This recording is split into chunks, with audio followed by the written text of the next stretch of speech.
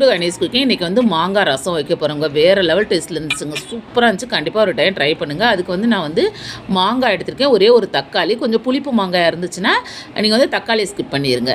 அதுக்கப்புறம் வந்து கொஞ்சம் வந்து பூண்டு, கொஞ்சம் ஜீரகம், பச்சை மிளகாய் இதை வந்து நல்லா இடிச்சுக்கிறலாம்.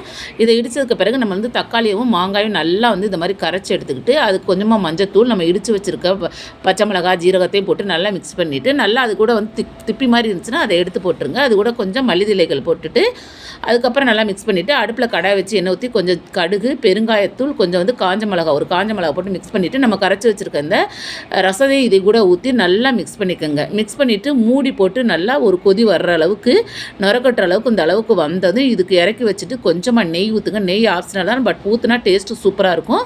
அதுக்கப்புறம் கொஞ்சமாக உப்பு போட்டு நல்லா மிக்ஸ் பண்ணிவிட்டு சுட சுட சாதத்தோடு சாப்பிட்றப்ப டேஸ்ட்டு சொல்ல வார்த்தை இல்லைங்க. அந்தளவு இருந்துச்சு டேஸ்ட்டுக்கு. நான் கேரண்டி. கண்டிப்பாக ட்ரை பண்ணுங்கள். பிடிச்சிருந்தா லைக் பண்ணுங்கள். தேங்க்யூ.